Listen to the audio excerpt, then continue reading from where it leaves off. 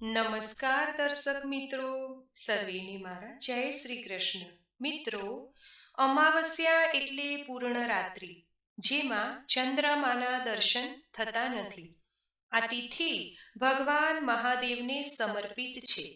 અમાવસ્યાના દેવતા ભગવાન ભૂતનાથ છે. આ ઉપરાંત લક્ષ્મી નારાયણ દેવની પણ પૂજા થાય છે. અમાવસ્યા કે જે મહિનાના અંતમાં આવે છે, આપણા ગુજરાતી માસ પ્રમાણે જોઈએ તો અમાવસ્યાની તિથિ પિતૃદેવતાને સમર્પિત છે. અમાવસ્યાના દિવસે ગંગા સ્નાન, દાન, તપ અને જપનું વિશેષ મહત્વ છે. આ દિવસે પિતૃ તર્પણ, પિતૃ પૂજન અને પિતૃ નિમિત્તે દાન, પુણ્ય કે કંઈ પણ કામ કરવું ઉચિત ગણાય છે. પિતૃ દેવતાને મુક્તિની પ્રાપ્તિ થાય છે અને જે કોઈ પણ પિતૃ કર્મ કરે છે, શ્રાદ્ધ તર્પણ કરે છે, તે પણ પુણ્યના ભાગીદારી બને છે. આ દિવસે અમુક ભક્તો ક્ષમતા પ્રમાણે, શક્તિ પ્રમાણે દાન કરે છે, વ્રત કરે છે, વિધિસર દેવી દેવતાની પૂજા આરાધના કરે છે, માતા મહાલક્ષ્મીની પૂજા કરે છે, કારણ કે અમાવસ્યાના દેવી માતા મહાલક્ષ્મી છે. અમાવસ્યાની તિથિ એટલે કે આસો માસની આપણે જે દિવાળીની તિથિ ગણીએ છીએ, ત્યારે માતા મહાલક્ષ્મીનો જન્મદિવસ મનાવાય છે. એટલા માટે જ દરેક અમાવસ્યા માતા મહાલક્ષ્મીને સમર્પિત છે. આ દિવસે ખાસ કરીને ભગવાન મહાદેવની પૂજા જે ભક્તો કરે છે, તેમને સુખ, શાંતિ, સમૃદ્ધિની પ્રાપ્તિ થાય છે. અમાવસ્યા સોમવાર યુક્ત હોય, સોમવારના દિવસે હોય તો સોમવતી અમાવસ્યા કહેવાય છે અને મંગળવારના દિવસે જો અમાસ હોય તો ભૌમવતી અમાવસ્યા કહેવાય છે. સોમવતી અમાવસ્યા ઉત્તમ અમાવસ્યા કહેવાય, કેમ કે સોમવાર ભગવાન મહાદેવને પ્રિય છે. આ વખતે કારતક અમાવસ્યાની તિથિ તારીખ 30 નવેમ્બર 2024 શનિવારના રોજ છે. મિત્રો, આ ઉપાય અમાસના દિવસે કરવાથી તમારું ભાગ્ય ચમકી જશે અને ઘરમાં સુખ, શાંતિ અને સમૃદ્ધિ આવશે. જ્યોતિષ શાસ્ત્રમાં અમાસને વિશેષ તિથિ માનવામાં આવે છે. આ દિવસે કેટલાક ઉપાય કરવાથી ઘરમાં સુખ, શાંતિ આવે છે અને ઘરની નકારાત્મક ઉર્જા દૂર થાય છે. અને અમાસના દિવસે આ વિશેષ ઉપાય કરવાથી પિતૃદોષ અને મંગળ દોષ ઝડપથી દૂર થાય છે. તો ચાલો જાણીએ આ ઉપાયો વિશે. મિત્રો, જો આજનો આ વિડીયો પસંદ આવે તો લાઈક કરજો, શેર કરજો, ચેનલને સબસ્ક્રાઇબ કરજો, કોમેન્ટમાં જય માં લક્ષ્મી જરૂરથી લખજો. અમાસના દિવસે પાણીમાં મીઠું નાખીને ઘરમાં કચરા પોતા કરો. આનાથી નકારાત્મક ઉર્જા દૂર થશે. વાસ્તુ દોષ દૂર કરવા માટે મીઠાનો ઉપયોગ કરવામાં આવે છે.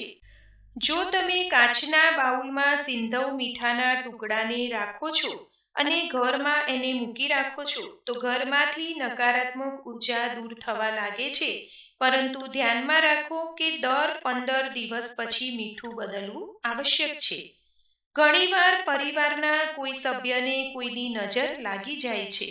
ઘણીવાર બાળકોને પણ નજર લાગી જાય છે. તો અમાસના દિવસે એક ચપટી મીઠું લો અને તેને માથા પર 7 વાર ફેરવીને પાણીમાં નાખી દેવું. કોઈ પણ પ્રકારની નજર લાગી હોય તો ઉતરી જશે. બાળકોને નજર લાગવાથી બચાવવા માટે પાણીમાં એક ચપટી મીઠું ભેળવીને અઠવાડિયામાં એકવાર બાળકને સ્નાન કરાવો. અમાસના દિવસે કાળી કીડીઓને લોટમાં સાકર ભેળવીને ખવડાવવું. સાંજે કોઈ સારા પૂજારીને બોલાવો અને ઘરમાં હવન કરાવવું. અમાસની તિથિ મુખ્યત્વે પૂર્વજોને સમર્પિત છે. આ દિવસે તમારા પિતૃઓ માટે દાન અને પુણ્ય કરો. અમાસના દિવસે પીપળાના વૃક્ષની પૂજા કરો અને વૃક્ષને પવિત્ર દોરો અને અન્ય પૂજા સામગ્રી અર્પણ કરો.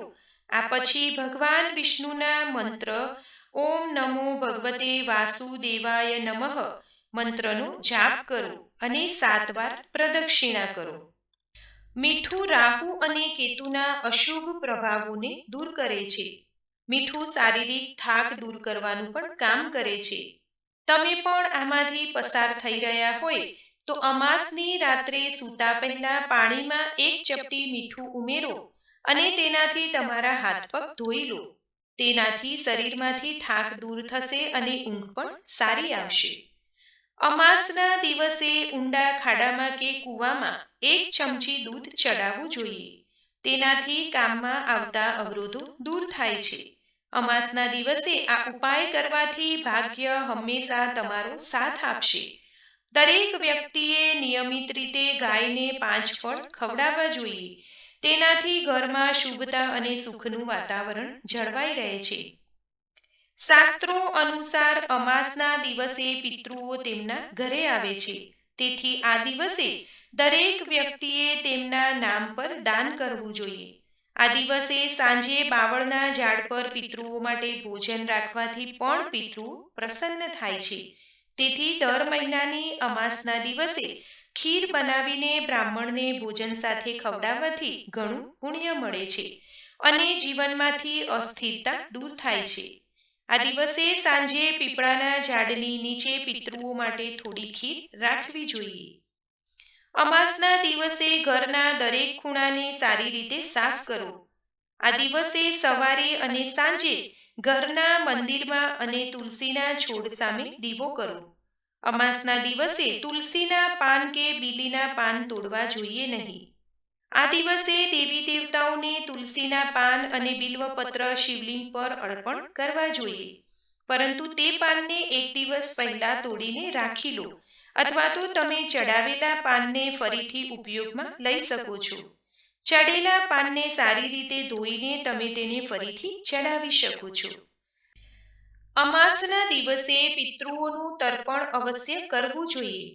તર્પણ કરતી વખતે પિત્તળના વાસણમાં પિતૃઓને કાજળ, કાચું દૂધ, પાન, તલ, જવ, તુલસીના પાન, મધ અને સફેદ ફૂલ વગેરે અર્પણ કરવા.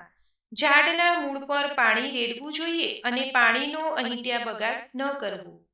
આર્થિક લાભ માટે અમાસના દિવસે વિષ્ણુ ભગવાનના મંદિરમાં ઉચ્ચ સ્થાન પર પીળા ત્રિકોણ આકારનું ધ્વજ એવી રીતે લગાવો કે સતત લહેરાતો રહે. તો તેનાથી તમારું ભાગ્ય જલ્દી બદલાશે. કાયમી લાભ માટે ધ્યાનમાં રાખો કે ધ્વજ ત્યાં હંમેશા રહેવો જોઈએ. તમે સમયસર તેને જાતે પણ બદલી શકો છો. અમાસના દિવસે ક્રોધ, હિંસા, માંસાહાર, દારૂ, સ્ત્રીઓ સાથે શારીરિક સંબંધ જેવા કૃત્યો વર્જિત છે. આ દિવસે જીવનમાં સફળતા માટે વ્યક્તિએ આ બધા કાર્યોથી દૂર રહેવું જોઈએ. અમાસના દિવસે પિતૃઓને તૃપ્ત કરવા એ વિશેષ પૂજા કરવી જોઈએ. જો તમારા પિતૃદેવ પ્રસન્ન હોય તો જ તમે અન્ય દેવી દેવતાઓના આશીર્વાદ પણ મેળવી શકો છો. પૂર્વજોના નારાજ રહેવાથી તમને મહેનત કર્યા પછી પણ જીવનમાં અસ્થિરતા આવે છે અને મહેનતનું યોગ્ય પરિણામ મળતું નથી. અમાસના દિવસે એક લીંબુ લઈને સાંજના સમયે તેના 4 ટુકડા કરીને તેને ચારે દિશામાં ફેંકી દો. આ સિવાય અમાસની રાત્રે 8 કાજળની ડબ્બીને કાળા કપડામાં બાંધીને સિંદૂરમાં રાખવી. તેનાથી આર્થિક સમસ્યાઓ જલ્દી દૂર થઈ જશે. એવું કહેવાય છે કે અમાસના દિવસે જો કોઈ વૃક્ષ, વેલ વગેરેને કાપી નાખે છે અથવા તો તેમાંથી એક પણ પાન તોડી નાખે છે તો તે બ્રહ્મ હત્યાનું પાપ જેવું પાપ લાગે છે. અમાસના દિવસે કાળા કૂતરાને કડવું તેલ લગાડીને રોટલી ખવડાવવું. આનાથી શત્રુઓ શાંત થાય છે અને આકસ્મિક મૃત્યુથી પણ રક્ષણ મળે છે. અમાસના દિવસે ઘરના દરવાજા ઉપર કાળા ઘોડાની નાળ સ્થાપિત કરવી. તેનું મોં ઉપરની તરફ હોય તે ધ્યાન રાખવું. પરંતુ જો તમે તેને તમારી દુકાન કે ઓફિસના દરવાજા પર લગાવવા માંગતા હોય તો તેનો ખુલ્લો ચહેરો નીચેની તરફ રાખવો. આ ખરાબ નજરથી બચાવે છે અને ઘરમાં કાયમી સુખ અને સમૃદ્ધિ લાવે છે. પિતૃદોષથી છુટકારો મેળવવા માટે જે કોઈ વ્યક્તિ અમાસના દિવસે દૂધ, ગંગાજળ, કાલા તલ, સાકર અને ચોખાનું મિશ્રણ કરીને પીપળાના ઝાડને પાણીની સાથે સિંચન કરે, ફૂલ અને પવિત્ર દોરો ચડાવીને ઓમ નમો ભગવતે વાસુદેવાય નમઃ મંત્રનો જાપ કરીને 7 વાર પરિક્રમા કરશે તો પછી પિતૃદેવાય નમઃ મંત્રનો જાપ કરીને તમારા ગુનાઓ અને ભૂલોને ક્ષમા માંગશો તો પિતૃદોષથી ઉદ્ભવતી તમામ સમસ્યાઓ દૂર થાય છે. તો મિત્રો, અમાસના દિવસે આ ઉપાયો કરવાથી ઘરમાં સુખ, શાંતિ અને સમૃદ્ધિ આવે છે. આજના આ વિડીયોને લાઈક કરજો, મિત્રો સાથે શેર કરજો. ચેનલને પહેલી જ વખત જોઈ રહ્યા છો તો સબસ્ક્રાઇબ કરી લેજો. કોમેન્ટમાં જય શ્રી કૃષ્ણ જરૂરથી લખજો. ધન્યવાદ. સર્વેને મારા જય શ્રી કૃષ્ણ.